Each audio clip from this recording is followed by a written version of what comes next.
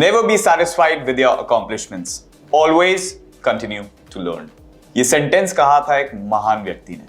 तो आज हम एक ऐसे व्यक्ति के बारे में बात करने जा रहे हैं जिनने वर्ल्ड वॉर 1 में पार्ट लिया और एक बहुत बड़ी कंपनी खोली। So hi guys, my name is Akash and welcome back to शाम शनिवार। 3 नवंबर 1900 जर्मनी में पैदा हुए एक ऐसे महान व्यक्ति जो आगे चल के कुछ बहुत बड़ा करने वाले थे। तो ये कहानी है अडोल्फ एडी डाजलर की, जो कि अपने घर में सबसे छोटे थे।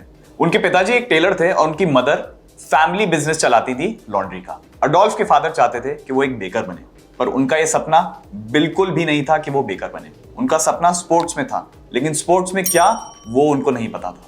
तो यहां से कहानी शुरू होती है। फ्रिट्ज ज़ेल्हिन उनके बचपन के दोस्त जो स्पोर्ट्स में बहुत अच्छे थे और काफी सारे स्पोर्ट्स खेलते थे, जैसे कि track field, football, boxing, ice hockey, इन सब में उनका बहुत शौक था और ये बचपन से ही अडोल्फ के साथ खेल रहे थे। अडोल्फ चाहते थे कि वो अपनी एक शू कंपनी खोले, कुछ ऐसी चीज जो आज तक कभी भी किसी ने ब्रांड के फॉर्म में तो देखी ही नहीं थी। बट अपनी शू कंपनी स्टार्ट करने से पहले उनको वर्ल्ड वॉर 1 की लड़ाई में हिस्सा लेना पड़ा। वर्ल्ड वॉर 1 के खत्म होने के बाद जॉब्स नहीं थी, देश की आर्थिक स्थिति बहुत ही खराब थी, पर उन्होंने अपने सपने को टूटने नहीं दिया, उस पर काम करते रहे और अपनी शू वर्कशॉप उनने एक छोटी सी लॉन्ड्री जो उनके बैकयार्ड में थी वहां शुरू करी। लोगों के जूते सुधारने से उन्होंने अपना एक्सपीरियंस चालू किया।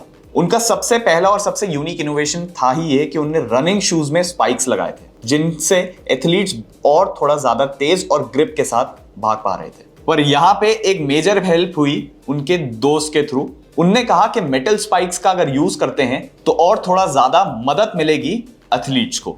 अडोल्फ को उनके बड़े भाई रुडोल्फ डाजलर ने ज्वाइन किया 1 जुलाई 1924 में एंड उन्होंने एक कंपनी रजिस्टर की, उसका नाम रखा डाजलर ब्रदर्स स्पोर्ट शू फैक्ट्री। 1925 में जो स्टार्टअप था, जो उनका सपना था, उस सपने में 4 लोग और जुड़ गए थे और उनने काम किया सबसे पहले फुटबॉल बूट्स पे, फुटबॉल बूट्स में नेल्स लगाने का।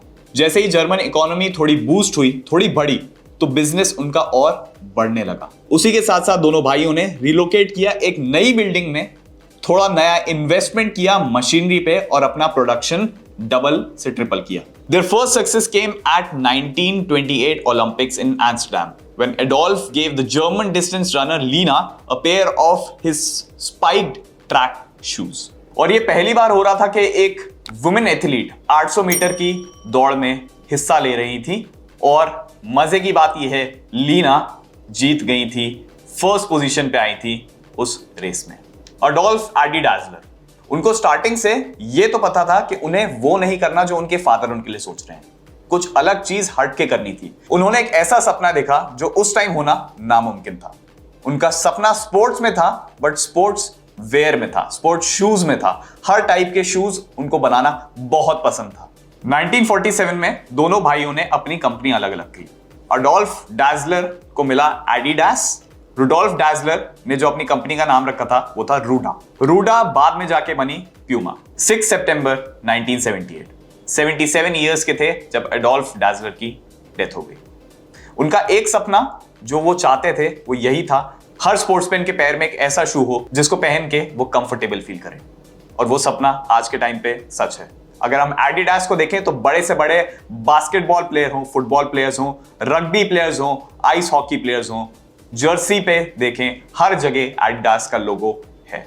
तो गाइज ये बात है सपने की, सपने देखने की और उन्हें कंफर्म करने की कि हाँ ये सपना मैं पूरा करना चाहता हूं। सो गाइज स्टोरी के एंड से हमें ये पता चलता है कि अपने सपनों को हमें अगर पूरा करना है तो उसके पीछे भागना पड़ेगा। सो अगले सैटरडे वापस एक नई कहानी के साथ आऊंगा।